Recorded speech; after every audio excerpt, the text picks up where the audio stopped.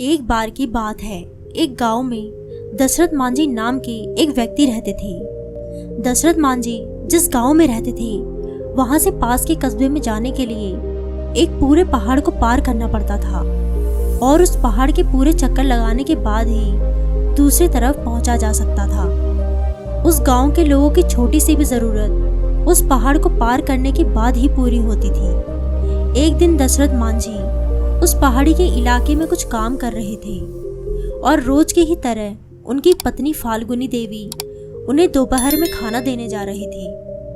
तभी उस पहाड़ी से अचानक उनका पैर फिसलने के कारण वह एक पहाड़ी दर्रे में जा गिरती है और तत्काल इलाज न होने के कारण उनकी मृत्यु हो जाती है। फाल्गुनी देवी की मौत का सबसे बड़ा कारण वो पहाड़ था जो कि दशरथ मांझी के गांव और शहर के बीच की दीवार बनकर खड़ा था।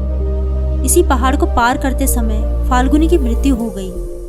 अपनी पत्नी की मृत्यु को देख दशरथ मांझी गहरी सोच में पड़ गए कि कैसे एक पहाड़ के बाधा बनने के कारण वह अपनी पत्नी को नहीं बचा पाए। इस दुग्ध भरी घटना के बाद दशरथ मांझी ने एक फैसला लिया कि वह उस पहाड़ को ही काट डालेंगे, जिसके रास्ता रोकने के कारण उनकी पत्नी की दर्दनाक मौत हो गई थी।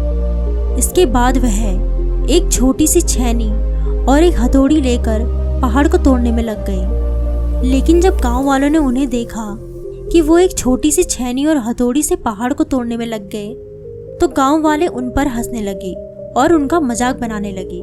कई लोगों को लगा कि दशरथ मांझी को अपनी पत्नी की मृत्यु का सदमा लग गया, तभी वह पागल हो गए हैं और दिमागी संतुलन खोने के कारण वह ऐसी हरकत कर रहे हैं। लेकिन इन सब के बावजूद भी दशरथ मांझी अपने काम में जुटे रहे। इसी तरह कई दिन बीते और अब तो कई साल बीत गए, पर वह बिना कुछ सोचे अपने लक्ष्य को हासिल करने के लिए कठिन परिश्रम करते रहे।